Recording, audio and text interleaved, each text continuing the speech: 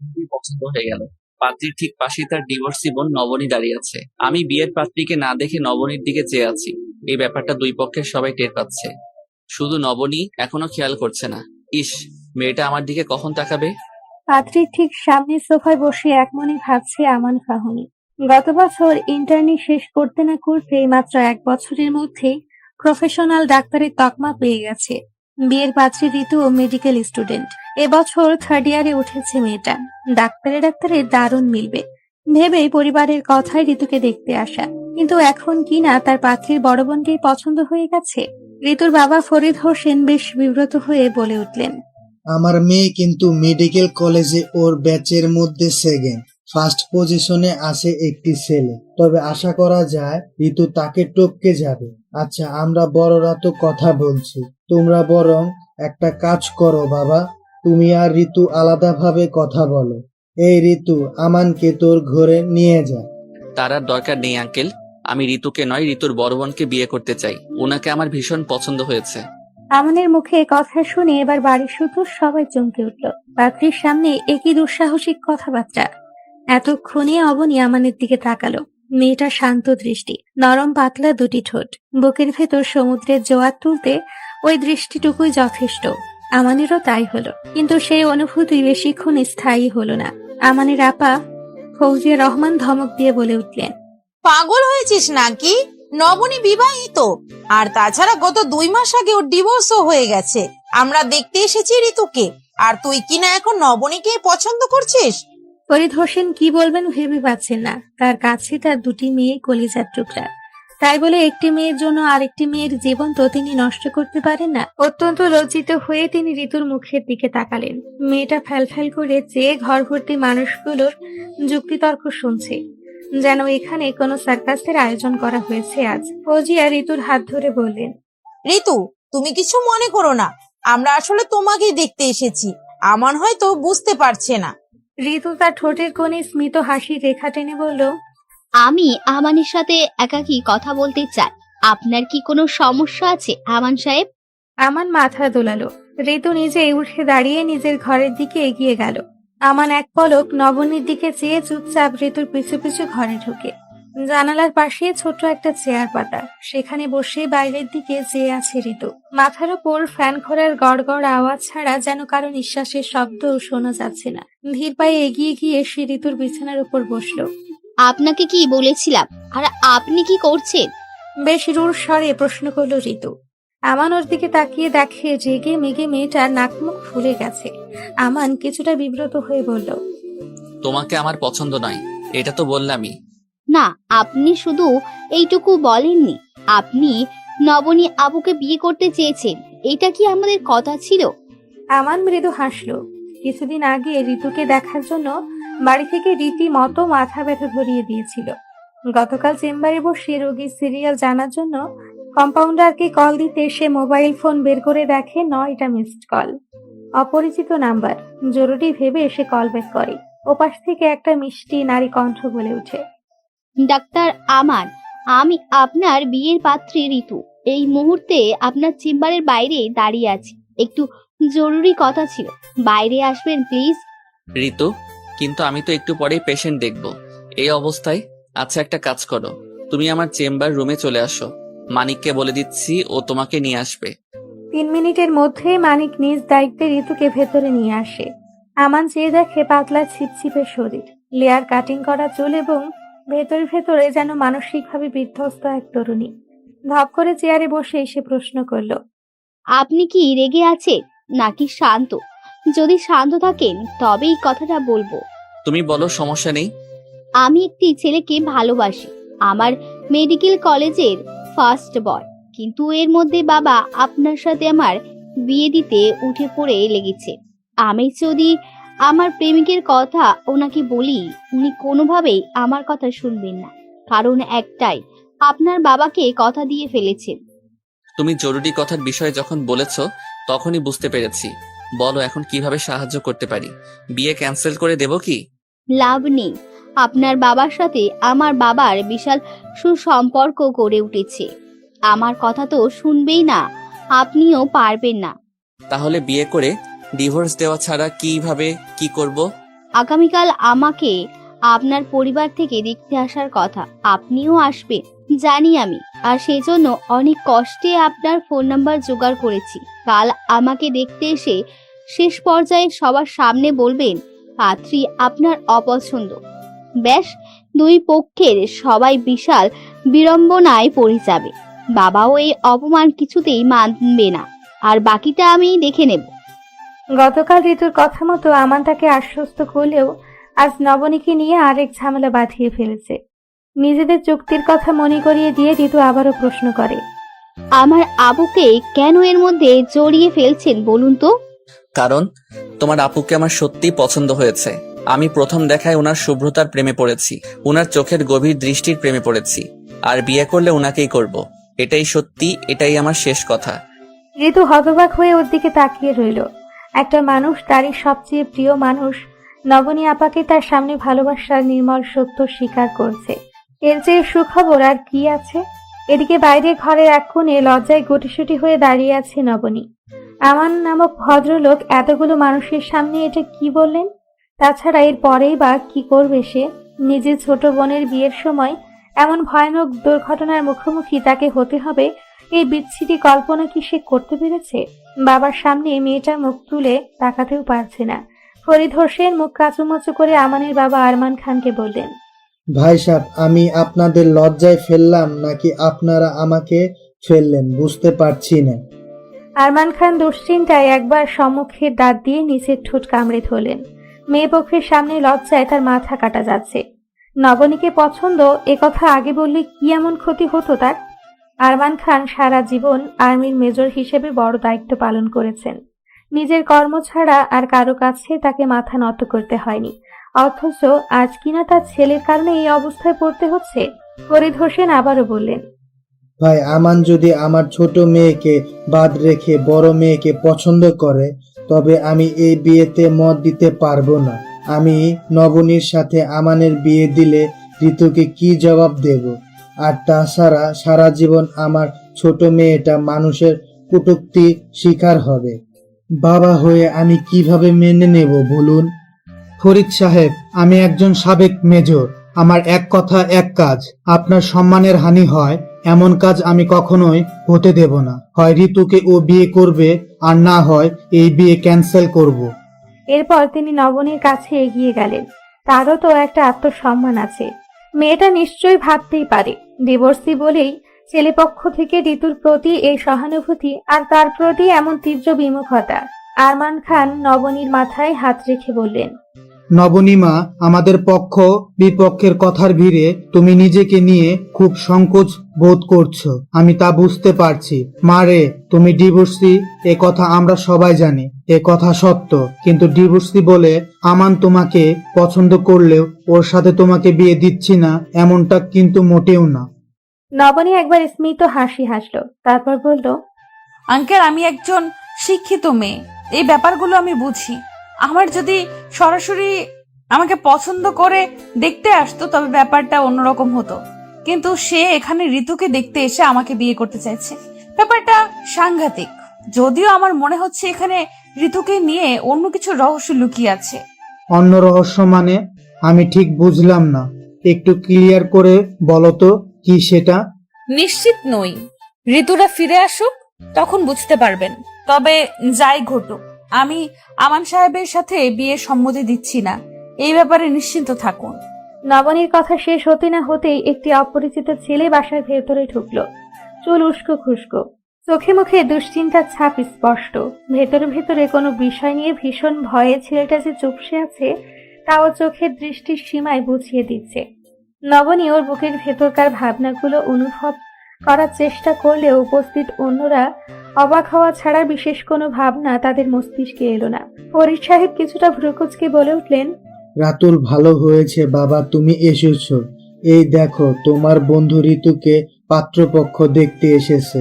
আমি তোমাকে বলবো ভেবেছিলাম, কিন্তু বিয়েটা তো এখনো কনফার্ম করা হয়নি, তাই সেভাবে ভাবিনি আর কি। সমস্যা নেই আঙ্কেল, আমি ঋতুর কাছ থেকে আগে শুনেছি। আঙ্কেল, আপনাকে একটা কথা বলা হয়নি। ঋতু। রাতুলের কথা শেষ হয় না, তার আগে আমানের পিছু পিছু ঋতু এসে উপস্থিত হয়। রাতুলকে দেখে সে চমকে ওঠে। বাবা ফিরোজ খানের মুখের দিকে তাকায়। এই রাতুলই তার মেডিকেল কলেজের ফার্স্ট বয়, তার প্রেমিক। যদিও তার বাবা রাতুলকে ঋতুর খুব ভালো একজন বন্ধু হিসেবেই চিনেন। আচ্ছা, বাবাকে রাতুল সব বলে দিয়েছে? ওর কি এত সাহস সত্যি আছে? ঋতুর মাথায় যেন আকাশ পাতাল চিন্তায় সে ভর করতে শুরু করলো। যদিও সেই চিন্তার সময়সীমা খুব বেশিক্ষণ স্থায়ী হলো না। আমান আবারও পূর্বের মতো দৃঢ় চিত্তে বলল, বাবা, তোমরা গুরুজনেরা উপস্থিত আছো। আমি কিছুক্ষণ আগেই বলেছি আমি ঋতুকে নয় নবনীকে বিয়ে করতে চাই। আমি সত্যি ওনাকে বিয়ে করতে চাই। জানি আপনারা প্রচন্ড রাগ করবেন, কিন্তু আমার ব্যাপারটাও একটু বোঝার চেষ্টা করুন প্লিজ। আরমান সাহেব গলার স্বর বেশ কঠিন করেই প্রশ্ন করলেন। তোমার ব্যাপার? তোমার কোন ব্যাপার বোঝার চেষ্টা করব শুনি? একটা মেয়েকে দেখতে এসে আরেকটা মেয়েকে নিয়ে তেনা পেছানো, আমার এসব ভণ্ডামি কিন্তু ভালো লাগে না আমান। এভাবে বিয়ে ক্যান্সেল করে দিলে ঋতুর কি হবে ভাবতে পারছো? এবার আর আমানকে উত্তর দিতে হলো না।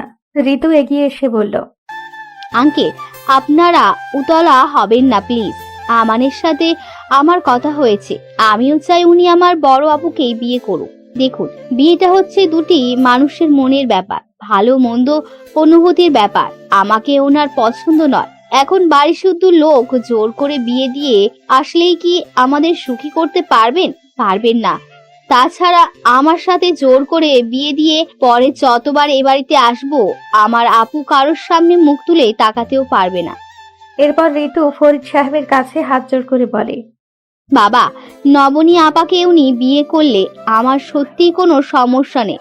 আমান সাহেব সত্যিই ভালো মানুষ, এই বিষয়ে আমি গ্যারান্টি দিচ্ছি। আর নবনী আপা কতটা সফট, সিদ্ধ মনের মানুষ, সে কথা তুমি নিজে অস্বীকার করতে পারবে? শুধু আমান কেন, এই পৃথিবীর যে কোনো বুঝদার পুরুষই আমার আপাকে যদি একবার কাছ থেকে দেখে, সেই প্রেমে পড়ে যাবে। তার অতীতের সাথে যেটা ঘটেছে তা তো আর আপার হাতে ছিল না, তাই না? বাবা, আমান সাহেবের মতো মানুষের পাশে আপাকেই মানায়। আরমান খান এবং ফরিদ সাহেব একে অপরের মুখ চাওয়াচাওয়ি করলেন। আমান যে জিদ ধরে হলেও নবনীকে বিয়ে করতে পারে সে ব্যাপারে তারা নিশ্চিত। তাহলে এর মধ্যে অযথা বয়োজ্যেষ্ঠরা ঝামেলার সৃষ্টি করে লাভ কি? নিজের প্রতিশ্রুতি গোল্লায় যাক। ছেলে মেয়ের সুখই তাদের কাছে বড় বিষয়। আরমান খান সহাস্যে বললেন, তাহলে আর কি? ঋতু যখন বলেছেই তখন আমার আর আপত্তি নেই। আমাদের নবনীমাকে আমার ঘরের পুত্রবধূ করব। কি বলেন ফরিদ ভাই? সবাই যখন রাজি তখন আমিও আর বাধা দেই কি করে বলুন তো? কিন্তু আমি রাজি নই। বাবা, তোমরা নিজেদের ইচ্ছে মতো মত দিতে পারো না। বিয়েটা যেহেতু আমার, তাই আমার মতামত নেওয়াটাও জরুরি। আমি আমান সাহেবকে বিয়ে করতে পারবো না। সবাই যখন বিজয়ে উল্লাসের সূচনা করতে যাচ্ছে ঠিক এমন মুহূর্তেই বেঁকে বসলো নবনী।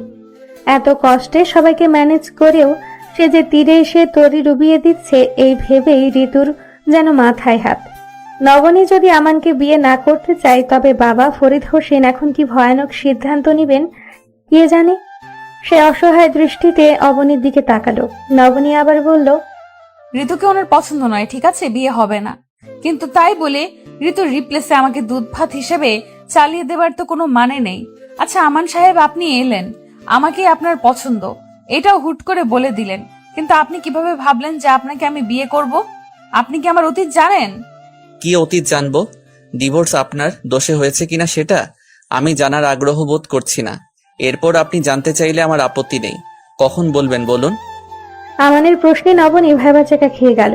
সে ভেবেছিল পাত্রপক্ষে থেকে অন্তত ডিভোর্সের কারণটুকু অন্তত জানতে চাইবে, অথচ এই মানুষগুলো সম্পূর্ণই উল্টো। প্রসঙ্গ পাল্টে নবনী আবারও জিজ্ঞাসা করলো, আমাকে আপনি কতটুকু চেনেন? দুজন মানুষ পরস্পরকে না চিনে এভাবে বিয়ের কথা ভাবাটা ছেলে মানুষই, সে পাগল ছাড়া কিছুই নয়। আমান একবার উপস্থিত সবার দিকে চোখ বুলিয়ে নেয়। সবাই ওর দিকে ড্যাব ড্যাব করে চেয়ে আছে। আমান মৃদু হেসে বলে উঠল, আপনাকে আমি ঋতুকে চেনার আগে থেকেই চিনি যে আপনার পছন্দের রং বেগুনি, পাহাড় এবং সমুদ্র বেশি পছন্দ করেন। টয়েনবি হুমায়ুন আহমেদকে স্যারের বই বেশি পড়েন, নজরুল গীতি করেন, দুধ কফি ঠান্ডা ভাত আর ঘিয়ের সাথে ডিম এবং মাংসের টুকরো দিয়ে ভাজি আপনার প্রিয় খাবার। আন্টি দারুণ বানান। এতক্ষণে নবনীর মা তরু বেগম চুপচাপ বসেছিলেন। স্বামীর পাশে দুই একটা মতামত ফিসফিসিয়ে দিলেও মেয়েদের সিদ্ধান্তের মধ্যে তিনি কথা বলার প্রয়োজন বোধ করেননি। তার অবশ্য কারণও আছে। মুখের একপাশ প্যারালাইজড হয়ে যাবার পর থেকে যৎ সামান্য আওয়াজ করেন। আমানের মুখে নিজেদের নিজস্ব রেসিপি কথা শুনে চোখ মুখ যেন চিকচিক করে উঠল তার। আমান আবার বলল, এখনো পর্যন্ত যেটুকু জানলাম এর বাইরেও কি আপনাকে উত্তর দেবার প্রয়োজন আছে? থাকলে বলুন। নবনী একেবারে চুপ হয়ে গেল। এই মানুষটা তাকে জানলো কিভাবে, সেটা এখন বড় প্রশ্ন হয়ে দাঁড়িয়েছে। সে মিটিমিটি চোখে বাড়ির অন্য সব সদস্যদের দিকে তাকিয়ে লক্ষ্য করে সবাই তার হ্যাঁবোধক উত্তরের অপেক্ষায় অধীর আগ্রহে চেয়ে আছে। নবনী কিছুক্ষণ চুপচাপ দাঁড়িয়ে থেকে তার বাবা ফরিদ হোসেনকে বলল, আই নিড টাইম। বাবা, তোমরা কি আমাকে একটু সময় দিবে প্লিজ? আমাকে একটু সময় দিলে খুবই ভালো হতো। দেখো নবনী, আমার ভাই বলে বলছি না, আমানের মতো ছেলে লাখে একটা মেলে। আমি জানি একবার ঠকে গিয়ে তুমি মানসিকভাবে মানুষের উপর থেকে কতখানি বিশ্বাস হারিয়েছো। ভয় পাওয়াটাই স্বাভাবিক, তবে আমানের সম্পর্কে এতটুকুই বলবো, তুমি ঠকবে না। নবনীকে আমান বিয়ে করলে ফজিয়া হবে তার ননাস।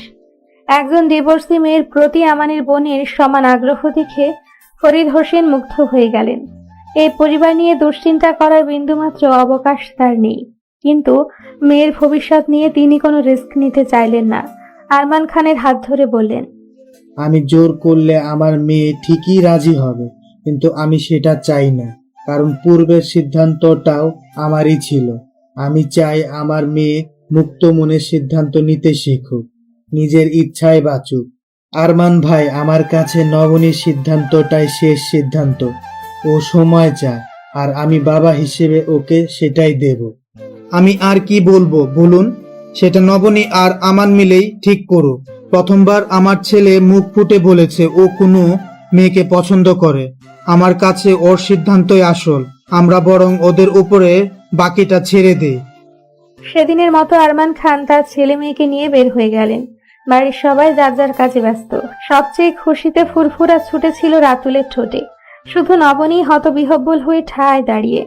এই আমান ছেলেটা তার সম্পর্কে সব জানে, কিন্তু এটা কিভাবে সম্ভব? নবনী পাশ ফিরে ঘরের দিকে পা বাড়াতেই রাতুলের ওপরও দৃষ্টি পড়ে। আগে সে চিন্তিত ফ্যাকাশে মুখের ভঙ্গি এখন আর তার নেই। ঋতুর দিকে চেয়ে মুচকি হাসছে সে। নবনী বলল, তোমাদের মধ্যে সম্পর্ক আছে এটা আগে বললেই হতো। মাঝখানে আমাকে এইভাবে ফাঁসানোর মানে কি বল দেখি? ঋতু চমকে ওঠে। তার বোন যে অতি বুদ্ধিমতী নারী, তা কি তার অজানা ছিল কি? নিশ্চয় না। তবুও সেধে বলা সাহস ঋতুর হয়নি। লজ্জিত হয়ে সে বলে, আপু, বাবা জানতে পারলে আস্ত রাখবে না। তুমি তো জানোই উনি হুটহাট নিজের মতোই সিদ্ধান্ত নিতে পছন্দ করে। তুমি প্লিজ আমাকে মাফ করে দাও। ঋতু ওকে জড়িয়ে ধরার জন্য এগিয়ে গেলে সে থামিয়ে দিয়ে বলে ওঠে, কাছে আসিস না, এখন আমি রুমে যাচ্ছি। 2 ঘন্টা ধরে গোসল করব। তোরা কেউ বিরক্ত করবি না একদম। আর হ্যাঁ, আজকের ঘটনার পর আশা করি বাবা খুব সহজে তোর মতামত মেনে নেবেন। সত্যি? কিভাবে? জানি না, মন বলছে তাই বললাম। রাতুল গেস্টদের উপলক্ষ করে আজ বাসায় ভালো আইটেমের রান্না হয়েছে, খেয়ে যেও। আর ঋতু, রাকিবের ভার্সিটি কাল থেকে 4 দিনের জন্য ছুটি। ও বাসায় আসছে, বাবাকে বলে দিস। নবনী আর পিছে ফিরে তাকায় না, যন্ত্রের মতো হেঁটে হেঁটে নিজের ঘরে চলে যায়। রাতুল মুগ্ধ হয়ে ভাবে, নবনী আপু সত্যি এমন স্নিগ্ধ কেন? কিন্তু নবনীর তা মনে হয় না। সে নিজেকে ভীষণ কাঠখোট্টা টাইপ মনে করে, ঠিক যেন শিমুল তোলার গাছের মতো কণ্টকযুক্ত। বাইরে বের হতে ভালো লাগে না, মিষ্টি ভালো লাগে না, কথাও বলে সামান্য। এই অভ্যেসটা ডিভোর্সের পর নয়, বরং আজন্মই সে এমন। অথচ ঋতু ঠিক তার উল্টো। ফরিদ হোসেনের কোন এক বন্ধুর দুঃসম্পর্কের আত্মীয়ের কোম্পানি থেকে চাকরির ভাইবা দিয়ে বাসায় ফিরেছে নবনী। এভাবে বাসায় বসে থাকতে ভালো লাগছে না তার। হঠাৎ হঠাৎ নতুন মানুষের সাথে আলাপ জমাতে ভীষণ ইচ্ছে করছে। সে কারণেই বোধ হয় সেদিন ঘুম থেকে উঠেই ব্রাশ না করে সোজা বাবার ঘরে গিয়ে বলল, বাবা, আমি সিদ্ধান্ত নিয়েছি আমি চাকরি করব। আমার ব্যবসা থেকে কি কম উপার্জন হচ্ছে? না, তুমি দারুণ ব্যবসায়ী, এই নিয়ে আমার আপত্তি নেই। কিন্তু আমি মেয়ে হয়ে তো ওসব দোকানে আরম্ভ সামলাতে পারি না। ভার্সিটি শেষ করে ওসব করবে রাকিব, কারণ ও পাশ করে বেরোলে তোমার ব্যবসার 10 ভাগের 1 ভাগ বেতনের চাকরিও ও পাবে না। যাই হোক, আমি চাকরি করতে চাই, সিদ্ধান্ত নিয়ে নিয়েছি। আচ্ছা ঠিক আছে, তবে অপরিচিত কোথাও যেতে দেব না। দেখি আমার এক বন্ধুকে বিকেলে কল দেবনি। ওকে। বাবার সূত্রে এখানে ভাইবা দিতে আসা তার চাকরি প্রায় নিশ্চিত। নবনী তখনই ভাইবা বোর্ডে বলে উঠেছে, দেখুন আমি কিন্তু ডিভোর্সি, আপনাদের কোনো সমস্যা হবে না তো? উপস্থিত সবাই হতবাক হয়ে কিছুক্ষণ চেয়ে থেকে জানান তাদের কোনো সমস্যা নেই। নবনী সালাম দিয়ে বাইরে বেরিয়ে আসে। এই মুহূর্তে কেন জানি আর চাকরিটা টানছে না ওর, বিরক্ত লাগছে। তপ্ত রোদে দাঁড়িয়ে সে রিক্সার অপেক্ষায় আছে। এমন সময় পাশ থেকে আমান বলে উঠল, আপনি এখানে কি? আমার তো এখানেই থাকার কথা, বরং এই প্রশ্নটা আমার করার কথা। কার্যকর্ম ফেলে কি করতে এসেছেন? আমান মুচকি হাসলো, একটা কফির জার ওর দিকে এগিয়ে দিয়ে বলে, কথাটা আংশিক সত্য। হাসপাতাল থেকে বাসায় ফিরছিলাম, আপনার বাবাকে ফোন দিলে উনি জানান আপনি এখানে, তাই স্টক করতে চলে এলাম। বিরক্ত হলে চলে যাচ্ছি। হুম, যেতে হবে না, আপনাকে অনেকগুলো প্রশ্ন করার আছে। আমান নির্বাক হয়ে ওর দিকে তাকালো। সে যেমন মানুষ ঠিক তেমনটাই নবনীর কাছে প্রকাশ করেছে। কোনো ভনিতা নেই, মিথ্যে নেই, অহেতুক প্রেম নিবেদন নেই। এর বাইরে আবার কেমন রূপ থাকতে পারে, ব্যাপারটা কিছুতেই বুঝে আসে না ওর। সে এরকম হতভম্ব হয়ে নবনীর দিকে চেয়ে আছে, কিন্তু নবনীর এতে বিন্দুমাত্র মায়া হলো না। মানুষের ওপর থেকে তার সমস্ত মায়া তার অনেক আগেই উঠে গেছে। যা আছে তা মানুষ হিসেবে সামান্য আবেগ। নবনী মনে করে পৃথিবীর সবচেয়ে বড় বোকামো হচ্ছে অন্যকে বিশ্বাস করা। একটা মানুষ যত বড়ই বিশ্বাস অর্জন করুক না কেন, একদিন না একদিন ঠিকই সে বিশ্বাস ভঙ্গ করবেই করবে। আমান একবার দীর্ঘশ্বাস ফেলে পাল্টা প্রশ্ন করে, আমার বয়স কত জানেন? 29। এই বয়সে এসে আমি বাচ্চা ছেলেদের মতো প্রেমিকা পটানোর নাটক করব? আপনি বলুন।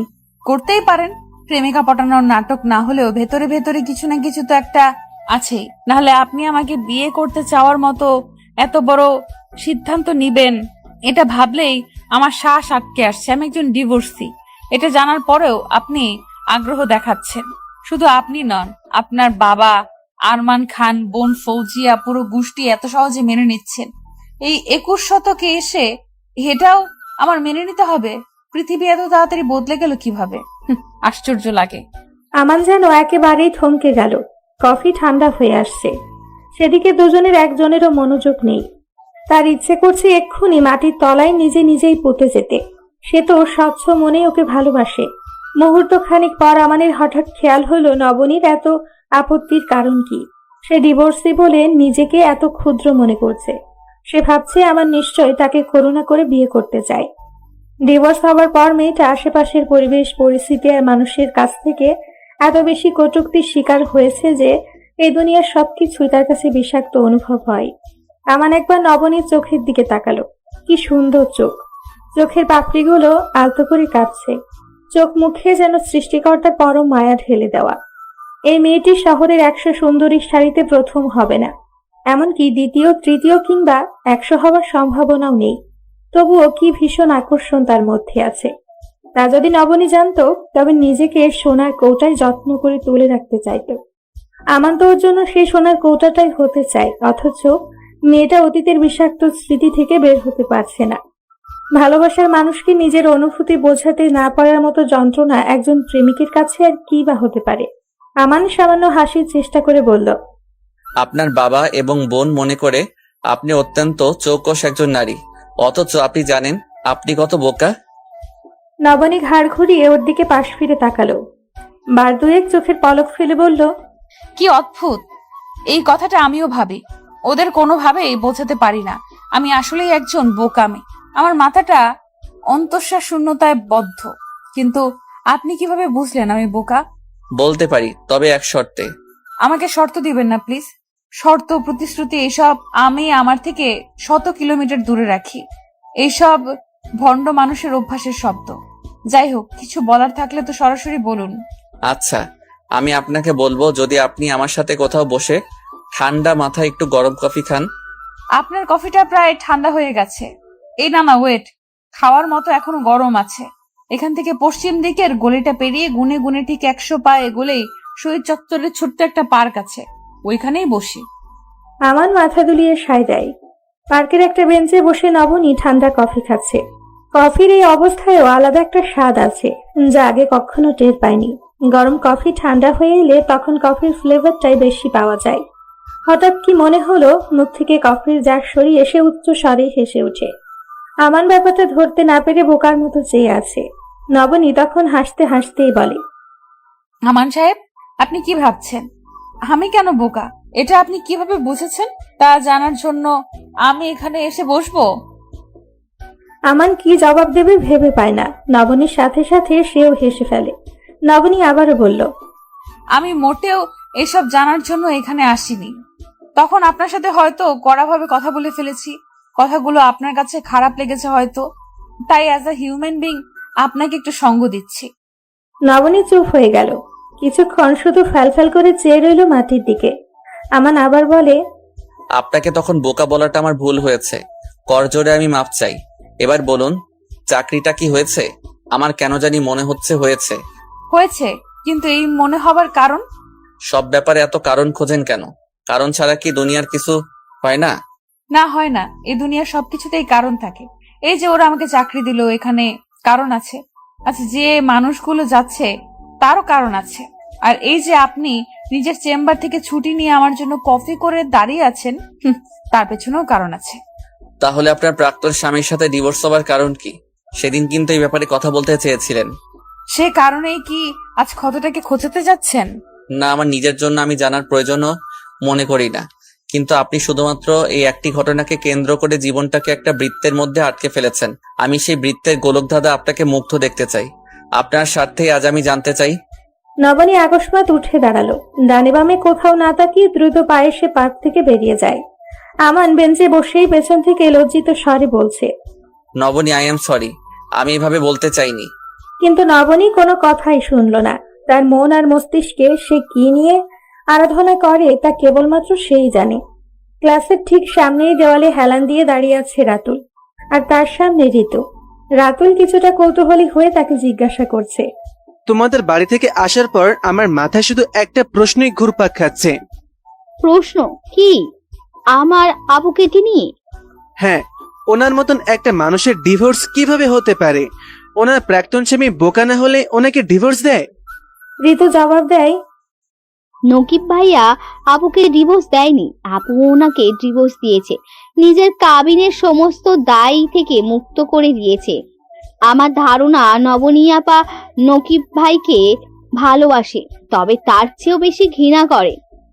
মানে এত ভালোবেসে ডিভোর্স দিলেন, তাও আবার স্বেচ্ছায়? আমার মাথা তো আওলাইয়া যাচ্ছে। নবনী আপুর মতন এমন বুদ্ধিমতী মেয়ে যখন এমন সিদ্ধান্ত নিয়েছে, তখন এর পেছনে নিশ্চয়ই কোনো কারণ আছে। সেই মুহূর্তে ঋতু কোনো জবাব না দিলেও ক্লাস শেষে রাতুলকে ক্যান্টিনে ডেকে তার নবনী আপার বিচ্ছেদের গল্পটা শেয়ার করে। নকিবের সাথে নবনীর বিয়েটা মোটামুটি পারিবারিক ভাবেই হয়েছিল। তার বাবা ফরিদ হোসেন নিজে দেখাশোনা করে বিয়ে দিয়েছিলেন। পাত্র হিসেবে নকিব খারাপ নয়, অন্তত এই যুগে 10-5টা যোগ্য ছেলের সারিতে প্রথম হওয়ার সম্ভাবনাই বেশি। ফরিদ হোসেন বড় মেয়ের যোগ্য পাত্র পেয়ে মহানন্দে বেশ ধুমধাম করে বিয়ে দিলেন। নবনীর যথাযথ মত আছে কিনা সে বিষয়ে বাড়ির লোকের খুব একটা ধারণা নেই, তবে সে বলেছিল রাজি। বিবাহিত জীবন নিয়ে দুই পরিবারই মহা খুশি। কথায় বলে, সৃষ্টিকর্তা কিছু যুগল নাকি নিজে হাতে বানান। নকিব নবনীকে লোকজন দেখে সর্বদা সেই বলেই আওড়েছে। দীর্ঘ 2 বছরে নিজ ঝঞ্ঝাট সংসার বেশ ভালোই ছিল। তবে হঠাৎ একদিন বিপত্তি বাঁধল নকিবের আনা একটা ছবি থেকে। সেই ছবিতে নবনী একটি ছেলের সাথে রেস্টুরেন্টে বসে আছে। দুজন মানুষের সামনে একটি মাত্র কফি, তাও নবনীর পছন্দের কফি। নবনী ছেলেটির হাত ধরে আছে। রাতে ঘুমানোর আগে নবনী যখন বিছানা গোছগাছ করতে ব্যস্ত, নকিব এসে ওর চোখ দুটো হাত দিয়ে আটকে ধরে বলে ওঠে, তোমার জন্য আমার পক্ষ থেকে একটা বড় সারপ্রাইজ আছে, দেখবে? নবনী নিজের চোখের উপর থেকে হাত সরিয়ে মৃদু হেসে জিজ্ঞাসা করে, হঠাৎ সারপ্রাইজ? হ্যাঁ, এই দেখো। সে নবনীর চোখের সামনে ফটোগ্রাফটা এগিয়ে ধরে। ছবির মানুষ দুটিকে দেখে তার উত্তর দেবার ভাষা থাকে না। সে কেবলই শিকারী বাঘের থাবার নিচে আটকে পড়া হরিণ ছানার মতো ফ্যালফ্যাল করে চেয়ে রইল। নকিব প্রচন্ড শান্ত মেজাজে এটাকে জানায়, আমার সাথে তোমার এমন সুন্দর ছবি নেই, তাই না? বলো। নবনী কম্পিত স্বরে জবাব দেয়, না, নেই। কিন্তু এই ছবি আমাকে দেখাবার কারণ কি নকিব? আর এমন বিচ্ছিরি অর্থপূর্ণ ছবি কে তুলেছে, আর কেই বা পাঠিয়েছে? আমার ভীষণ ঘনিষ্ঠ বন্ধু, কিন্তু ছবি কেন পাঠিয়েছে এখনো বুঝতে পারছো না? আমার আফসোস নবনী, আমি ছাড়া তোমার জন্য কারো হাত ধরার দরকার পড়ে। নকিব, আমি তোমার বিবাহিত স্ত্রী, বুঝে শুনে কথা বলো। এই ছবির অর্থ ভিন্ন। নবনীকে বিয়ের আগে তাকে না চিনেই বিয়ে করে ফেললে নাকি? তুমি কিন্তু আমার আত্মসম্মানে আঘাত দিচ্ছ। আমি তোমাকে এতদিনও কিছু বলেছি? তুমি ওই ছেলেটির হাত ধরে বসে আছো, এর আবার ভিন্ন অর্থ হতে পারে? নকিবের এমন কথাবার্তায় নবনী আর টু শব্দটিও করতে পারে না যে সে ছেলেটির বিষয়ে তাকে বোঝাবে, কিন্তু কি বোঝাবে, কাকে বোঝাবে, যে তার ব্যাখ্যাটুকু শুনতে চায় না। অথচ ছবির ছেলেটার নাম অবধি নবনী জানে না। একদিন শপিং মল থেকে বের হওয়ার সময় এক ভদ্রমহিলা নবনীর হাতে পায়ে ধরে কান্না করতে শুরু করে। ভদ্র মহিলাটির স্বামী দুর্ঘটনায় আহত হয়েছেন, জরুরিভাবে বি পজিটিভ রক্ত প্রয়োজন। অথচ ছিন্নমূল মানুষ দেখে এই জগতের একটি কাক পক্ষীও এগিয়ে আসছে না। সব শুনে নবনীও মহিলাটির সাথে রক্তদাতা খুঁজতে হন্যে হয়ে গেল। সমাজের উঁচু শ্রেণীর মানুষের সম্পৃক্ত থাকার সুবিধা সেদিন নবনী বুঝতে পারে। অনেকেই রক্ত দিতে এগিয়েও আসে। শেষমেশ ভার্সিটি পড়ুয়া একটি ছেলেকে পাওয়া যায়, কিন্তু বিপত্তি বাধে রক্ত দেওয়ার পর ছেলেটি বাইরে এসে বেশ দুর্বল অনুভব করে। নবনী তখন তাকে ধরে পাশে একটি কফি শপে বসায়। কিছুক্ষণ বিশ্রাম নিতে দিয়ে নিজে থেকে টুকটাক ফলমূল আর জুস কিনে দেয়। ছেলেটির হাত সে ধরেছিল, একথা সত্য, তবে তার কারণ ছিল শুধুমাত্র তার শরীরের অবস্থা দেখার জন্য। একজন ডাক্তার না হলেও ও একজন স্বেচ্ছাসেবক হিসেবে যতটা একটা মানুষের করা উচিত ততটাই। ঘটনা এ পর্যন্তই। নকিব অবশ্য খুব বেশি কথা শোনালো না, প্রয়োজনও নেই। নবনী প্রচন্ড আত্মসম্মানী একটা মেয়ে। সে নিজে যেমন স্বচ্ছ কাছের মতো পৃথিবীকে দেখতে ভালোবাসে, তেমনই মনে করেন আশেপাশের মানুষগুলোকেও।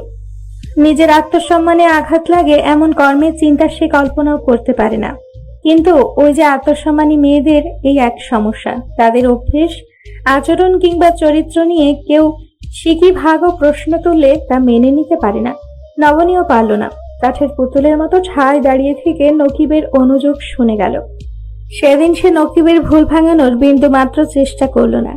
ভুল করার যেখানে তার কোনো অপশনই ছিল না, তাহলে কেন ভাঙাবে? ঋতুর কাছে এসব শুনে নবনী আপাকে ঠিক কোন দাড়িপাল্লায় মাপবে সেটাই বুঝতে পারল না রাতুল। কিন্তু মানুষের একমাত্র সম্পদ তাদের আত্মসম্মান।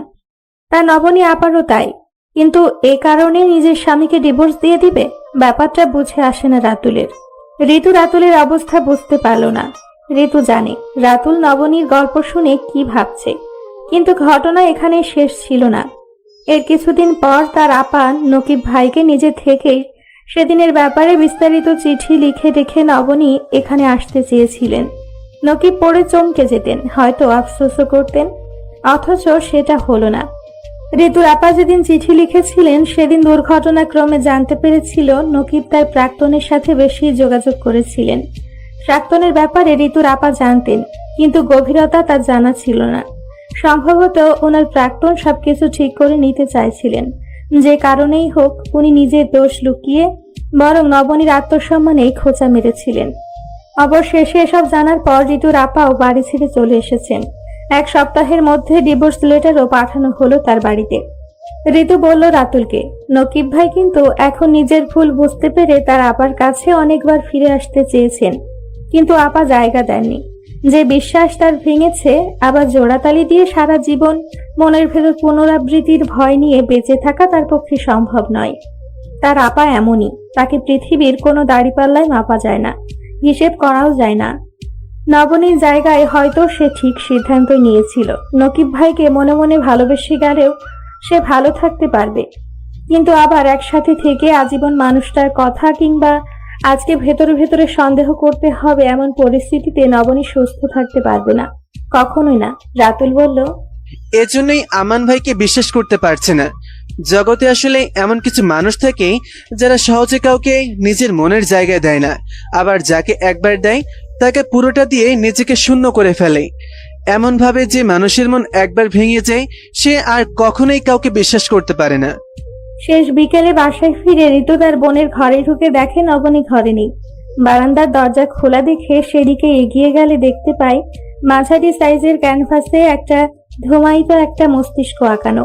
চোখ আর চুলের অবস্থা দেখে বোঝা যায় এটি কোনো মেয়ের ছবি হবে। খুব খুশি থাকলে আর না হলে খুব মন খারাপ থাকলে ঋতু বোনের দিকে এগিয়ে গেল। নবনী দুই চোখ লাল হয়ে আছে। কিছুক্ষণ আগে যে মেয়েটা অঝরে কান্না করেছিল তা স্পষ্ট বোঝা যাচ্ছে। ঋতু ক্ষীণ কণ্ঠে ডেকে ওঠে, আপা, এই আপা। আচ্ছা, আমাকে বলো তো, এই ভদ্রলোকটি আমাকে নিয়ে কেন খেলছে ঋতু? আমি তাকে কেন বিশ্বাস করতে পারছি না? আমার কি করা উচিত একটু বলে দে না। নবনী বোনকে জড়িয়ে ধরে এমনই মধুর বিরহে আর্তনাদ করে ওঠে। সেই বিরহের সুর স্বয়ং ঋতুর বুকের মধ্যেখানে গিয়েও আঘাত করল। ঋতু কোনো জবাব দিতে পারে না, কেবলই অধমুখী হয়ে নীরবে বোনকে সাপোর্ট করে যায়। নবনী আবারও বলল, এই আমার নামক ভদ্রলোকটি এখন আমার সামনে মুখোশ পড়ে আছে, তাই না? তুই সত্যি করে বল ঋতু। না আপা, উনি নিতান্তই ভদ্রলোক। আমান ভাইয়া শুধু তোমাকে ভালোবাসে না, বরং তোমার জন্য তার ভিতর যথেষ্ট পরিমাণ শ্রদ্ধা বোধ আছে।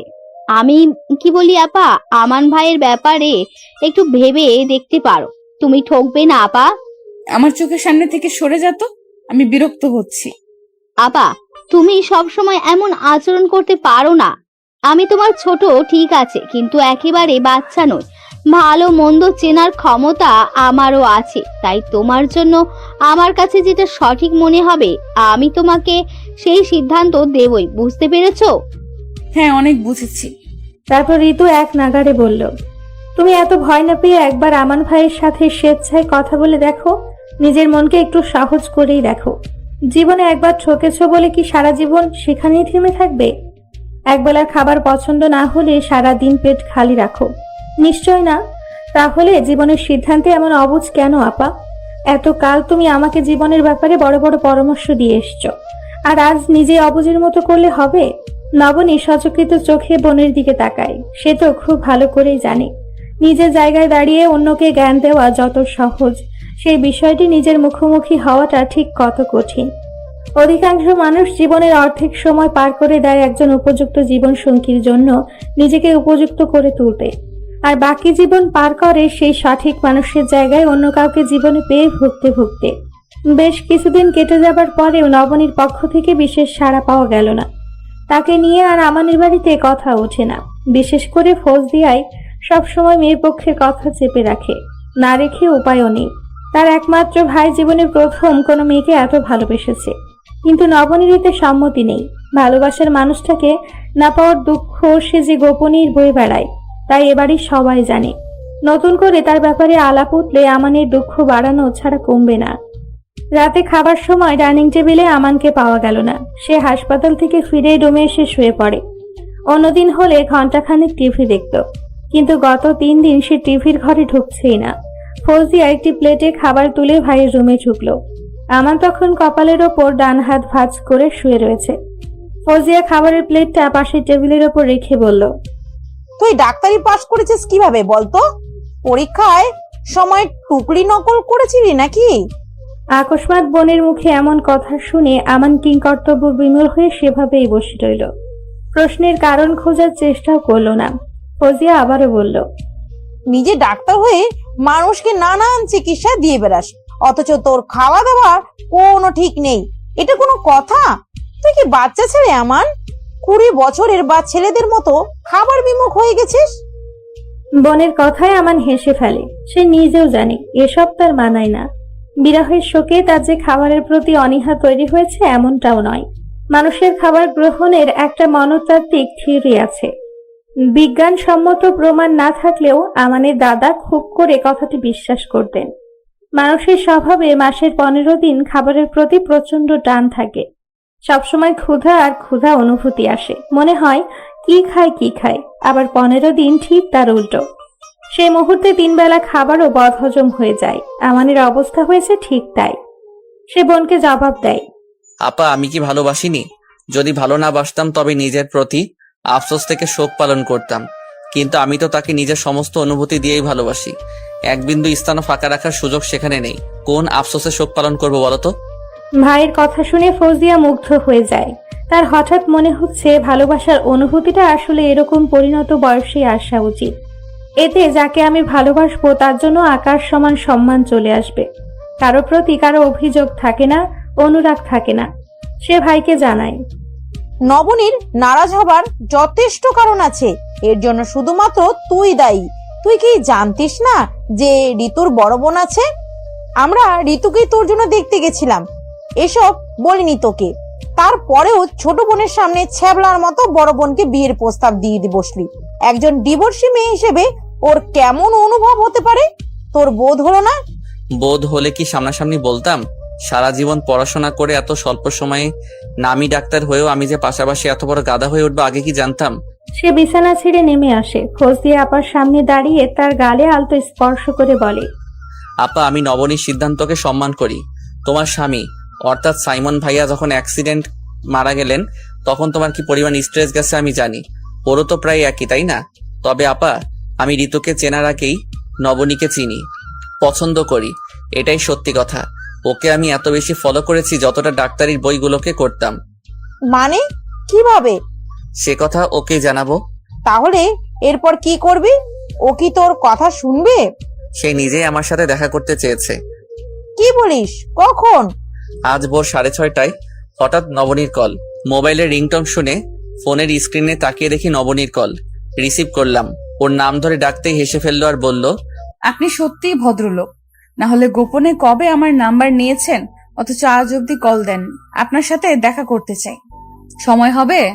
ওর কথা শুনে আমি রীতিমতো অবাক হয়ে গেলাম। কাল বিকাল 5:30টায় ওর অফিসেরও দিককার সেই পার্কটাতে যেখানে সেদিনও হুট করে চলে গেল, রেগে গেছিল নবনী। অদ্ভুত সুন্দর ব্যাপার না বউ? আমানের চোখে মুখে যেন চাঁদতারার মতোই আনন্দটুকুও ফুটে উঠেছে। ব্যাপারটা বুঝতে পেরে ফৌজিয়া বলল, তুই সত্যি ওর প্রতি এত দুর্বল হয়ে গেছিস? অবাক হচ্ছি। আমি কি একটু বেশি ছেলে মানুষই করছি আপা? হুম। তা তো একটু করছিসই, তবে পুরুষের মাঝে প্রিয়জনের জন্য এরকম একটু একটু পাগলামি থাকা ভালো। সবাই তো আর তোর মতন করে আহ্লাদ দেখায় না। তারা তো নিজের পুরুষত্বের ঠাট বাট বজায় রাখতেই ব্যস্ত। তো দুলাভাইকে দেখিসনি? তুই যে তাদের ব্যতিক্রম।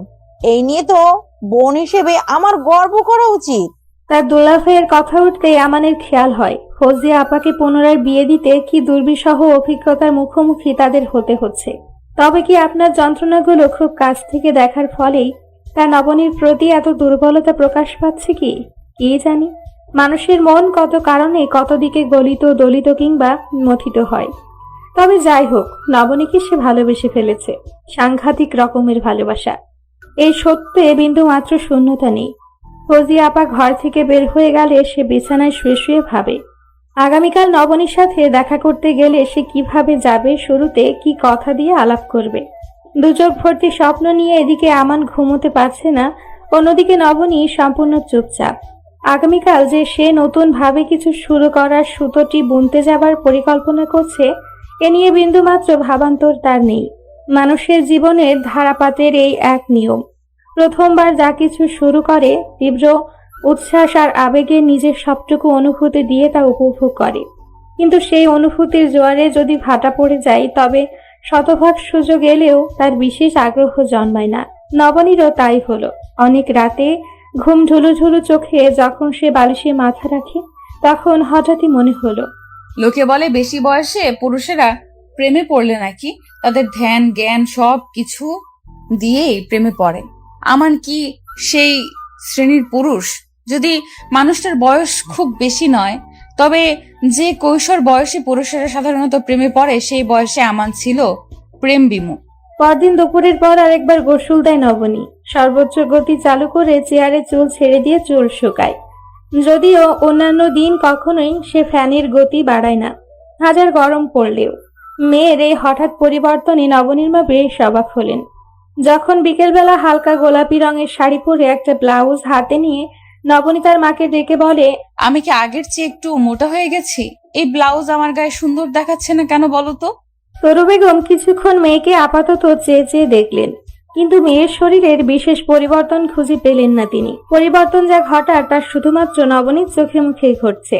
তরু বেগম মুখের ডান পাশ নাড়িয়ে টেনে টেনে জিজ্ঞাসা করলেন, আমার সাধ্য থাকলে তোকে সোনার কৌটে যত্নে তুলে রাখতাম রে মা। আমার মেয়ে তো আল্লাহর দুনিয়ার সবচেয়ে সুন্দর ফুল, তোকে সুন্দর দেখাবে না? তরু বেগম নবনীর আরো কাছে এগিয়ে এলেন। তারপর মেয়ের থুতনির নিচে হাত রেখে মাথা উঁচু করে ধরে বেশ কয়েকটি চুমুকে দিলেন তিনি। আমার লক্ষ্মী মেয়েটা, আল্লাহ তোকে 1000 বছর বাঁচিয়ে রাখুক। খবরদার মা, আমাকে এই বদদোয়া দিবে না একদম। 30 বছরের আগেই তোমার এই দুনিয়ায় প্রতি আমার বিরক্তি ধরে গেছে। আরো 1000 বছর বাঁচার দোয়া কোন বিবেকে করছো? আমাকে আরো কষ্ট দুঃখ পেতে বলছো তুমি? এক্ষুনি তোমার এই বদদোয়া ফিরিয়ে নাও। তরু বেগম ভ্যাবাচ্যাকা খেয়ে গেলেন। এই দুনিয়ার সব মায়েরাই তাদের সন্তানের জন্য পৃথিবীর সবচেয়ে সুন্দরতম দোয়াটি করেন। তিনিও করেছেন। এই দোয়া বদদোয়া কিভাবে হতে পারে? কোনোভাবেই তিনি দোয়া ফেরত নিতে পারবেন না। নাকি এই অবস্থায় দাঁড়িয়ে থাকতে দেখে নবনী আবারও বলল। ফেরাবে কিনা তাই বলো, আমি এই বাড়ি থেকে বের হয়ে যাব কিন্তু। নবনীর কাছে হেরে তিনি অত্যন্ত ক্ষীণ কণ্ঠে বিড়বিড় করে বললেন, 1000 বছর না হোক, অন্তত 100 বছর এর চেয়ে আমি কমাতে পারবো না। কথা বলতে বলতে শেষের দিকে তার কণ্ঠস্বর একরকম জড়িয়ে গেল। নবনী আড়ালে ফিক করে হেসে দেয়, কিন্তু সামনাসামনি প্রসঙ্গ পাল্টে মাকে আবার জিজ্ঞাসা করে, আমি সত্যি মোটিয়ে গেছি? এই শাড়িতে কি আমাকে ভালো লাগছে না? লাগছে তো, কিন্তু হঠাৎ এত সুন্দর করে শাড়ি পরে কোথায় যাচ্ছিস? আমানের সাথে দেখা করতে যে সেদিন ঋতুকে দেখতে এলেন, তারপর সবার সামনে হঠাৎ করে বলে উঠলেন উনি নাকি আমাকেই বিয়ে করবেন। তোমার মনে আছে না সেই থামান? বিস্ময়ে তরু বেগমের দুই ঠোঁট হা হয়ে সামান্য দূরত্ব তৈরি হলো। নবনী আবারও বলল, ঋতুকে দেখতে আসাটা একটা উপলক্ষ মাত্র। তুমি জানো আমান সাহেবকে আগেই না করে দিয়েছিল ঋতু। ওদের দুজনের পরিকল্পনা ছিল ঋতুকে দেখতে এসে আমার নিজে থেকে রিজেক্ট করবে ঋতুকে, আর তোমার ঋতু হবে মুক্ত। তুই এসব কি বলতেছিস? আমি তো কিছুই বুঝতে পারছি না। এখন বোঝার দরকার নেই, আর বিস্তারিত তোমাকে বলতে ইচ্ছেও করছে না আমার। দেরি হয়ে যাচ্ছে। কপালের টিপটা ঠিক জায়গায় আছে কিনা দেখো। নবনী তার মাকে বললেও নিজে নিজেই আয়না দেখে শাড়ি টিপ সবটা যাচাই করে নেয়। তারপর ডানে বামে কোনো দিকে না ফিরে সোজা বের হয়ে গেল। কে বসে আমান বারবার ঘাম মুছছে। 5টার বাজার ঠিক 27 সেকেন্ড আগে সে উপস্থিত হয়েছে। নবনী তাকে প্রথমবারের মতো নিচ থেকে ডেকেছে। মোক্ষম সময় দেরি করাটা মোটেই উচিত হবে না, কিন্তু যার জন্য এত ত্যাগ সেই নবনী কোথায়? সুখ চোখে চাতক পাখির মতো এদিক ওদিক ফিরে ফিরে তাকায়। অবশেষে সেই কাঙ্ক্ষিত নারীটিকে দেখা যায়। শাড়ির সামনের অংশ সাবধানে ধরে রিকশা থেকে নামছে। কি ভীষণ মিষ্টি দেখাচ্ছে তাকে। বিশেষ চাকচিক্য নেই, রীতিমতা নেই। যেটুকু চোখে উপলব্ধি করা যায় ঠিক ততটাই সুন্দর। আমানের খুব ইচ্ছে করছে ওকে চেয়ে চেয়ে দেখতে, কিন্তু বেশিক্ষণ তাকালো না। নবনীর চোখে চোখ পড়ার আগেই অন্যদিকে দৃষ্টি ফিরিয়ে নেয়। খুব বেশি প্রিয়র দিকে নাকি বেশিক্ষণ তাকাতে নেই। তাকালে নাকি সেই মুহূর্তে সেটা নিজের করে পেতে ইচ্ছে করে। এই দোষেই তো মানুষ বাগানের সবচেয়ে প্রিয় ফুলটা ছিঁড়ে ঘরে তুলে আনে। নবনী ঠিক ওর পাশেই বসলো। ভালো মন্দ কেউ কোনো প্রশ্ন করলো না। শুধু নবনী হঠাৎ সরাসরি প্রশ্ন করে উঠল, আমাকে সত্যি সত্যি বলুন তো এবার, আমাকে কেন বিয়ে করতে চান? কি কারণে এত পছন্দ আপনার? আমি কোনো রূপকথার হুড়পড়ি?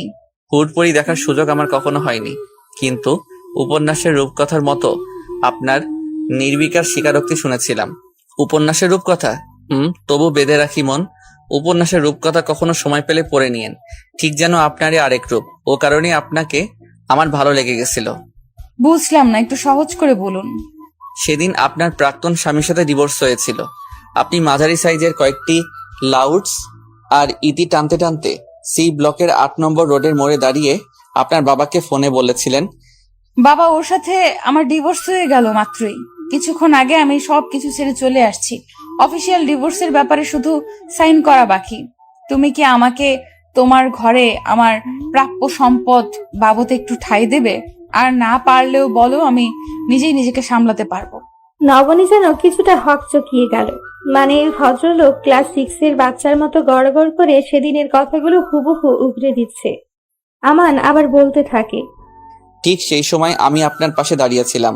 আপনি আপনার বাবার সাথে আরো প্রায় মিনিট 2 মতো কথা বললেন। তারপর রিক্সা ডেকে চলে গেলেন। রিক্সাতে ওঠার সময় আপনার সাথে আমার চোখাচোখিও হয়েছিল।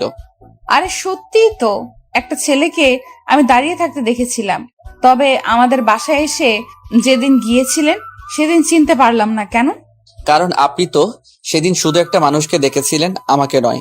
হঠাৎ ডিভোর্স হয়ে যায়, স্বামীর ঘর ছেড়ে এসে বাবার কাছে কল দিয়ে একটু আশ্রয় চাই, সে ওই মুহূর্তে লক্ষ্য করবেই বা কিভাবে?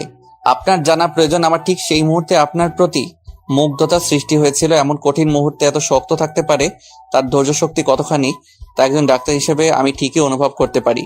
আর এর সাথেও টের পাই আপনি ভিতরে অনুভূতিগুলো কত গোপন চাপা দিয়ে রাখতে জানেন। জানি না কেন সেদিন আপনাকে ওইভাবে সত্য কথা বলতে দেখেই আমার ভালো লেগে গেছিল। আপনি আমাকে জিজ্ঞেস করেন আপনাকে ভালোবাসার নির্দিষ্ট কারণ কি, তবে আমি হয়তো স্রেফ এইটুকুই দেখাতে পারবো। নবনী কিছুক্ষণ চুপ করে রইল। পৃথিবীতে এতদিন বোধ হয় তার জন্য এই অদ্ভুত পুরুষটি অপেক্ষা করেছিল। এই মানুষটির সাথেই তার মিল বন্ধন জুড়ে দিতে এতগুলো দিন এতগুলো গুটির খেলা করলেন। নবনী উত্তর খুঁজে পায় না। একবার শ্বাস নিয়ে জিজ্ঞাসা করে, এরপর? এরপর এই যে আজ এখানে। আমি জিজ্ঞেস করেছি, আমাকে ফলো করার মতো ভূত মাথায় ঢুকলো কবে থেকে? আপনি ঠিক কেমন করে জানেন নারকেলের মতো যার বাইরের শক্ত ভেতরে কোমলতার ছায়া? আর এমন মেয়েরা শত ঝড়েও নিজেকে এবং পরিবারকে আগলে রাখতে জানে, যদি সেখানে তার সম্মান আর স্থানটুকু বজায় থাকে। আপনি চলে যাওয়ার পর আমার হঠাৎ মনে হলো এই মেয়েটিকে আমার জীবনে খুব করে প্রয়োজন। পাশের দোকানদারের থেকে আপনার নাম জানলাম। এরপর সোশ্যাল মিডিয়ায় অনেক খুঁজেছি, ফেসবুকে পাইনি। তবে হাল ছাড়িনি, আপনার প্রাক্তন শ্বশুর বাড়িতেও কৌশলে যোগাযোগ করে ইনস্টাগ্রামে আপনাকে ঠিকই খুঁজে পেয়েছিলাম, আর সেখান থেকে ফেসবুকের লিঙ্কও। এই তো সেই থেকে আবার স্টক করা শুরু। আপনি অনেক ভারী ভারী কথাটি স্ট্যাটাস দেন। প্রথম আমার বুঝতে অনেক প্যারা খেতে হতো, এখন শিখে গেছি। আচ্ছা ওয়েট, কি হলো আবার? আপনি ভাবছেন তবে কি প্ল্যানিং করে আমি ঋতুকে দেখতে গিয়েছিলাম? জবাবে নবনী মৃদু হাসল। সেই হাসিতে যে আমানের প্রশ্নের নির্বুদ্ধিতাকে প্রকাশ করা হলো স্পষ্ট। আমানও ফ্রুকুচকে ওর দিকে তাকায়। ব্যাপারটা কি হলো সে প্রশ্ন করার আগেই নবনী জানায়, নবনীকে এতটা বোকা ভাবলেন আমান সাহেব? আমি খুব ভালো করে জানি এটা কোনো ইনসিডেন্স নয়।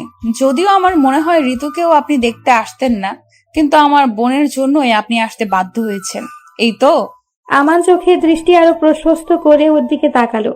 ঘটেছে নবনীর বুদ্ধিমত্তায়। সে যেন আরো একবার মেয়েটির প্রতি চরমভাবে দুর্বল হয়ে গেল। এটা সত্যের প্রেমে পড়ার ব্যাপারটা যে কতটা মধুর তা এই মুহূর্তে সে টের পাচ্ছে না। তাকে হাতছাড়া করাই যাবে না। এক্ষুনি কি নবনীকে আবার বিয়ের প্রস্তাব দিবে? চোখের দিকে তাকালো, কিন্তু মেয়েটির চোখে চোখ রাখতে ওর কেমন কান্না পাচ্ছে। পেশাগতভাবে সে একজন ডাক্তার, অথচ নিজের ভেতরকার অজানা অসুখের হদিসই জানে না। হঠাৎ আমানের চোখের কোণ থেকে এক ফোঁটা জল মুছে নিয়ে বলে উঠল, আমান সাহেব, ভালোবাসার কাছে মানুষ এত সরল হয়ে যায় কেন আমি জানি না নবনী। চোখের জল অনেক মূল্যবান একটি সম্পদ, তাকে এইভাবে অনাথে ফেলবেন না প্লিজ। আপনি সত্যি একজন চমৎকার মানুষ। কেন জানেন, মানুষেরা তার কাছের মানুষের কাছে নিজের আবেগকে লুকাতে পারে না, প্রকাশ করে ফেলে। এই যেমন আপনি। নবনী, আমি সারা জীবন আপনার সাথে এভাবেই পাশাপাশি থাকতে চাই। আপনি কি আমাকে সেই অধিকার দিবেন? যদি বলি আমার আরো কিছুদিন সময় প্রয়োজন। হ্যাঁ, আরো। আমান যেন মুহূর্তে আটকে ওঠে। আশা নিয়ে সে আজ নবনীর সামনে উপস্থিত হয়েছে, অথচ ক্ষণিকেই সেই আশা ছাই হয়ে উড়ে গেল হাওয়ায়। সে হাওয়ার পিছু আমান ছুটবে কি করে? ডিভোর্সি মেয়ে মানেই দুর্বল নয়। আর চাক্ষুষ প্রমাণ নবনী কি কঠোর, কত উঁচুতে তার আত্মসম্মান।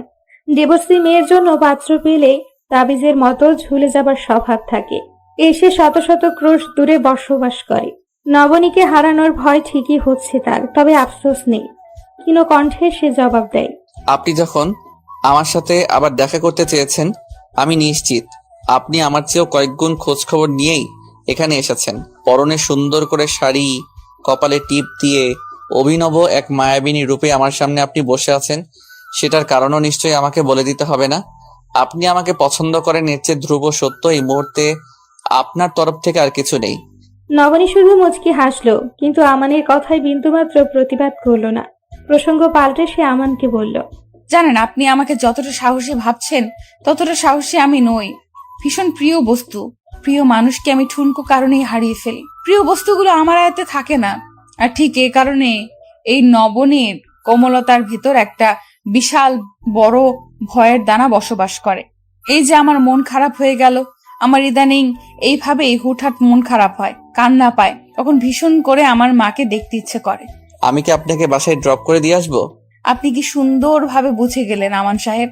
আপনাকে আমিও সত্যিই পছন্দ করি, স্বীকার করছি। আমানের খুব ইচ্ছে হলো নবনীর হাতের আঙ্গুলগুলো ধরে রাস্তা অব্দি হেঁটে যেতে, কিন্তু সাহস করে আর বলা হলো না। বাসায় ফিরে নবনী মায়ের ঘরে ঢুকতে গেলে ঋতুর সাথে ধাক্কা লেগে গেল। ঋতু তখন মোবাইল ফোনে কথা বলতে ব্যস্ত।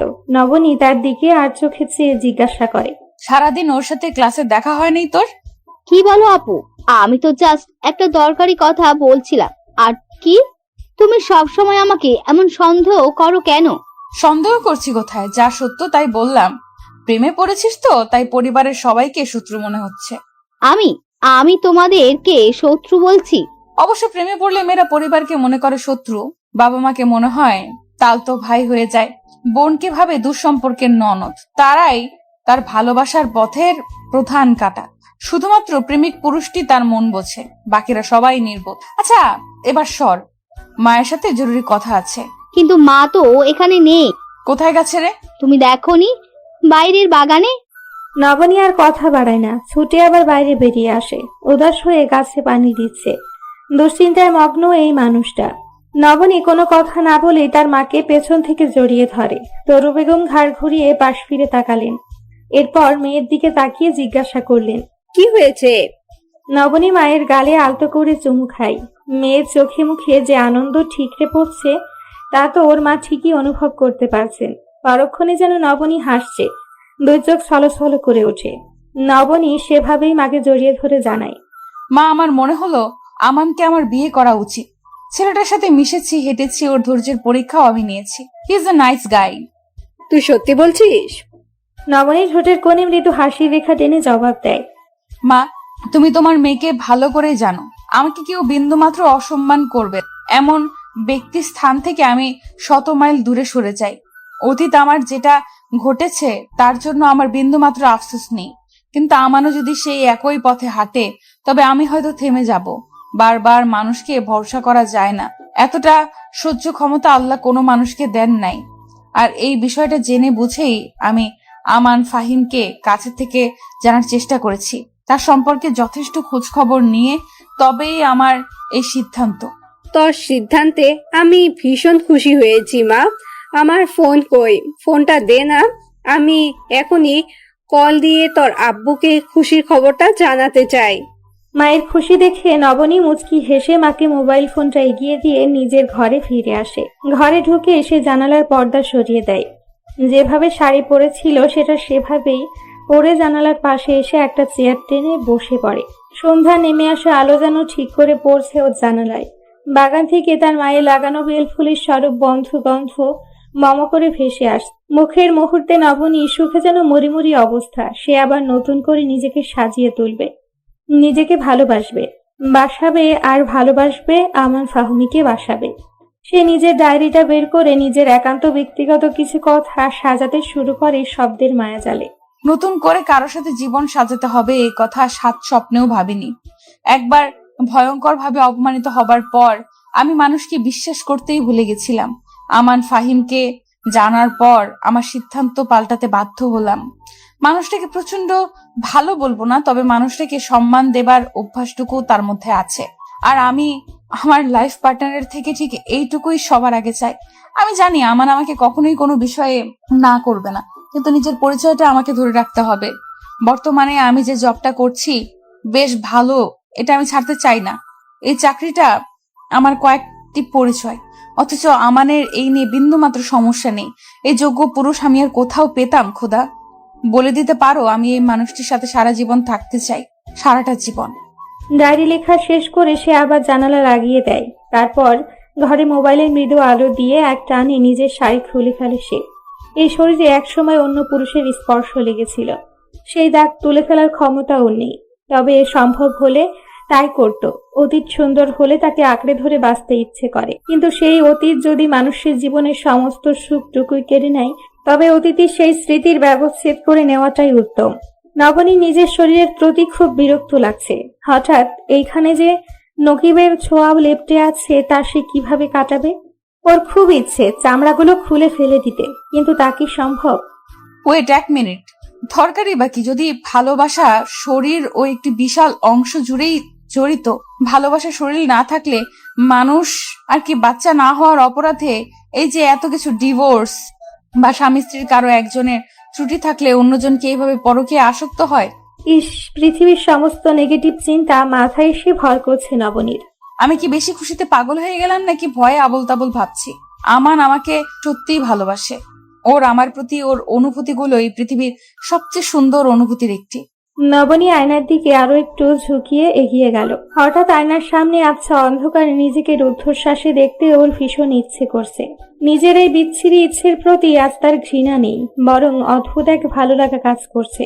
এই বুকে সে আমানকে জড়িয়ে রাখতে চায়, ঠিক যেন গভীরে, যেখানে তাকে জড়ালে 1000 বছর বাঁচতে ইচ্ছে করবে, একসাথে চলতে ইচ্ছে করবে। অন্যদিকে আমান ওকে নিয়ে কি মহা স্বপ্ন বুনছে কে জানে। এই মানুষটার বাচ্চামি ওর দেখতেও ভালো লাগে খুব। দুই পক্ষ থেকে বিয়ের কথা পাকাপাকি হয়ে গেল, তবে ছেলে পক্ষে এবার আর মেয়ে দেখতে গেল না। একই মেয়ে বারবার দেখতে আসার নাটক করতে আরমান সাহেব পছন্দ করেন না। তার উপর আমাদের কারণে তো আরো নয়। হোসেনকে ঠিকই যথেষ্ট খোঁজ খবর নেওয়ার অনুরোধ তিনি করেছেন, যদিও ফরিদ হোসেনের এসব নিয়ে মাথা ব্যথা নেই। ঋতুকে সেই দেখতে আসার দিনই এই পরিবার সম্পর্কে যথেষ্ট ধারণা তিনি পেয়েছেন। নিজের মেজর শালাবাবুকে নিজ দায়িত্বে ভালো মন্দ যাচাই করিয়েছেন। চারপাশের এত ইতিবাচক দিকের মধ্যে নেতিবাচক দিকগুলো খুঁজে পাওয়া যায়। আজ রাতে আমান এবং নবনীর বিয়ে বাড়ির গেটের সামনে বড় করে ফুল দিয়ে সাজিয়ে লেখা হয়েছে নবনী ওয়ার্ডস আমান। গতকাল থেকে টুকটাক আত্মীয় স্বজন আসা শুরু করেছে। যদিও নবনী চায়নি তার এই দ্বিতীয় বিয়েতে আত্মীয় স্বজনেরা কেউ আসুক, কিন্তু ফরিদ হোসেন একান্ত কাছের মানুষগুলোকে বাদ দিতে পারলেন না। ফরিদ হোসেন সবাইকে বলে দিলেন অতিথিদের খাতির যত্নে যেন ত্রুটি না হয়। বেয়াই তার এই শহরের সবচেয়ে ভদ্রলোক। সন্ধ্যার পরপরই বরযাত্রী এসে হাজির হবে, আর মাত্র কিছুক্ষণের অপেক্ষা। নবনীকে লাল টুকটুকে শাড়ি পরানো হচ্ছে, কিন্তু ওর সবকিছু কেমন যেন লাগছে, যেন কিছু একটা এলোমেলো হচ্ছে। নবনীর কেমন যেন ভয় ভয় করতে লাগলো। শাড়ি পরানো যখন অর্ধেক এসে দাঁড়ায়, তখন নবনীর মোবাইলে টোন করে একটা শব্দ হলো। ঋতু বোনের দিকে এগিয়ে দিয়ে বলে, তোমার মেসেজ এসেছে আপা, আমান ভাইয়া সেন্ট ফটো। আচ্ছা দে, কিন্তু ওয়াইফাই লাইনে সকাল থেকে সমস্যা করছে। এদিকে আমার ফোনেও তো ডাটা নেই, তুই একটু হটস্পট দে তো। ওসব পরে দেখলেও তো হবে, এখনই তোমার ছবিটা দেখা লাগবে। নবনী বোনের দিকে অসহায় দৃষ্টিতে চেয়ে জবাব দেয়, হ্যাঁ এক্ষুনি লাগবে। তুই কি দিবি? না হলে বল, আমি আলাদা ব্যবস্থা করছি। আচ্ছা দিচ্ছি বাবা, আমান ভাইয়ের জন্য এত মন আকুপাকু করছে তোমার। একদম ফালতু কথা বলবি না তো। আমার কেমন যেন ভয় ভয় করছে সবকিছু। মনটা বড্ড উতলা, তাই চোখে যা বাজছে তাই একেবারে শিকড় অব্দি জানার চেষ্টা করছি শুধু। ঋতু বোনের মনের অবস্থা অনুধাবন করতে পারে। এই মানুষটা যে কত সংকোচের ভেতর দিয়ে নিজের জীবনের দ্বিতীয় অধ্যায় শুরু করতে যাচ্ছে তা তো ঋতুর চেয়ে অধিক কেউ জানে না। সে হটস্পট চালু করে নবনীর ফোনটা এগিয়ে দেয়। নবনী লক খুলে দেখে আমান সুন্দর করে শেরওয়ানি পরে ছবি পাঠিয়েছে, সাথে লিখেছে, আমি কিন্তু রেডি, আর কিছুক্ষণের মধ্যে তোমার কাছে আসছি। এরপর আমি আর তুমি সারা জীবনের জন্য একটি মানুষ হয়ে যাব। আর হ্যাঁ, বাসরাত তোমার জন্য কিছু একটা গিফট আছে। ক্যাপশন পড়ে নবনী সহায় ঠিক করে হেসে দেয়। সে মনে কি ভয় পেয়েছিল, আর আমান কত চমৎকার ভাবে তার মন ভালো করে দিল। বোনকে এভাবে হঠাৎই হেসে উঠতে দেখে ঋতুর ঠোঁটের কোণেও হাসি রেখা ফুটে ওঠে। মানুষের অনুভূতির এই এক সুন্দর চেইন কমান্ড। অন্যের মুখের হাসি দেখলে হাসতে ইচ্ছে করে, কাঁদতে দেখলে কাঁদতে ইচ্ছে করে। এ অনুভূতি মানুষের একান্ত স্বভাবজাত। সৃষ্টিকর্তা যাদেরকে সুন্দর সহজ মন দিয়ে পৃথিবীতে পাঠিয়েছেন, তাদের প্রত্যেকের মধ্যেই এই গুণটা অটোমেটিক চলে আসে। সে ভ্রু দুলিয়ে জিজ্ঞাসা করলো, হঠাৎ মুখের ভঙ্গি পাল্টে গেল যে? এই দেখ আমান কি কাণ্ড করে বসেছে। বলে সে বোনের দিকে মোবাইলের স্ক্রিন উঁচু করে ধরল।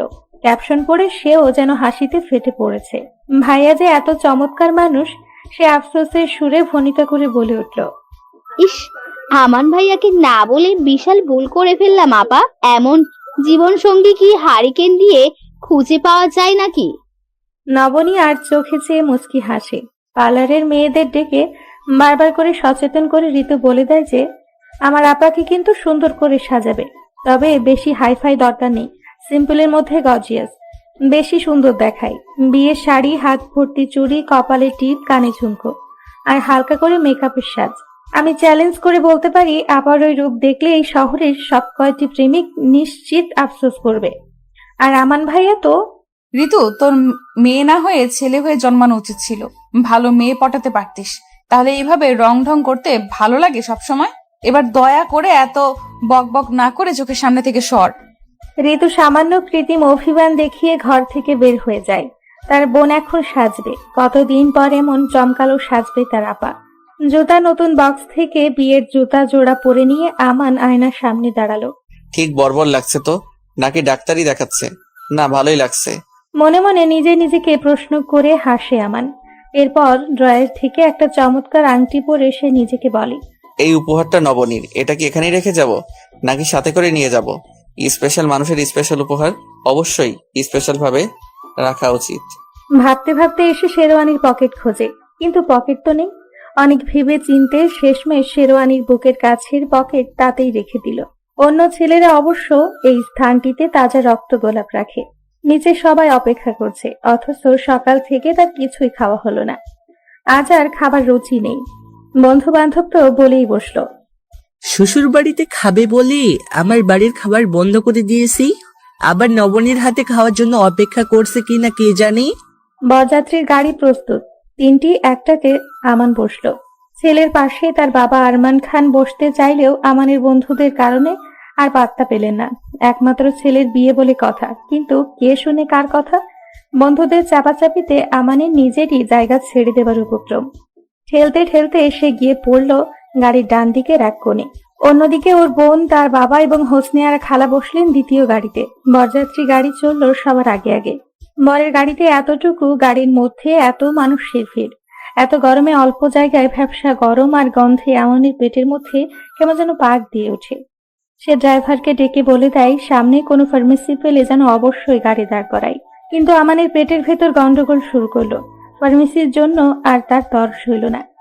একেবারে ঠেলে বমি আসতে শুরু করলো। বমি করলে নির্ঘাত সবার গায়ে পড়বে, আর তাছাড়া তার দেখা দেখি বন্ধুদেরও তার সাথে গাগুলিয়ে বমি শুরু হবে। পেটে চাপ সহ্য করতে না পেরে তাড়াহুড়ো করে সে দ্রুত গাড়ির জানালা খুলে বমি করতে শুরু করলো। ঠিক সেই মুহূর্তে ওই দিক থেকে একটা ট্রাক তাদেরকে ওভারটেক করতে ছুটে বেরিয়ে যায়। ট্রাকের বড় চাকায় বাড়ি খেলো আমানের মাথা। মুহূর্তেই থেতলে যায় তার মুখের সমস্ত অংশ, ভেঙে যায় চোয়ালের শক্ত হাড়। গ্লাস ভেঙে বেরিয়ে এলো শরীরের অর্ধেকের বেশি অংশ। পেছন থেকে দ্বিতীয় গাড়ির সামনে বসে আরমান খান চমকে উঠে সামনে তাকালেন। কে ওটা? কে অ্যাক্সিডেন্ট করেছে? আরে তোমরা গাড়িটা থামাও। কিছু বুঝে ওঠার আগে এক নিমিষে সব থেমে গেল যেন। গাড়ি থামিয়ে ছুটে এসে আরমান খান দেখলেন তার একমাত্র ছেলে আমানের শরীর গ্লাস ভেঙে ঝুলছে। আমান, এই আমান, কথা বল না বাপ। কিন্তু আমান আর কথা বলে না। বরযাত্রীর জন্য যারা বেরিয়েছিল ছলো ছলো চোখে চিৎকার করছে, অ্যাম্বুলেন্স দেখো অ্যাম্বুলেন্স। রাস্তার চারপাশ থেকে নানান শ্রেণী, নানান বয়সের মানুষ ছুটে এসছে। কে জানি আফসোস করে বলে উঠল, হ্যাঁ, আর ছেলেটার বিয়ে ছিল, বিয়ে করতে যাচ্ছিল, আর বিয়ের আগে অ্যাক্সিডেন্ট করে বসলো। যে মেয়েটার সাথে ওর বিয়ে হবে, কি কপাল পুড়ল রে তার। হোসনিয়ারা বেগম হাওমাও করে কেঁদে উঠলেন। ফৌজিয়া কাঁদতে পারছে না, হতভম্ব হয়েছে। সে আমানের দিকে চেয়ে আছে। এই তো তার ভাই, ঠিক উঠেই নবনীকে নিয়ে পাগলামি করবে। কিচ্ছু হয়নি। মিনিট 15-র মধ্যে অ্যাম্বুলেন্স এবং রাস্তার পাশের ক্লিনিকের একজন ডাক্তার এগিয়ে এলেন। আমানের শ্বাস আর টের পাওয়া গেল না। ডাক্তার মুখ ভার করে উঠে দাঁড়ালেন। সরকারি হাসপাতালে পাঠাতে হবে তাকে।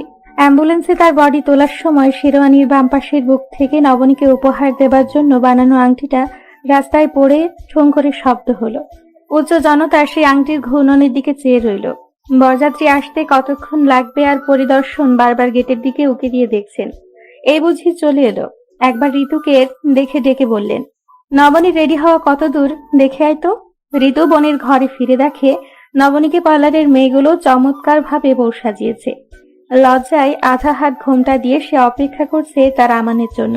কখন তার আমান আসবে, সবাই চিৎকার করে বলবে বর এসেছে।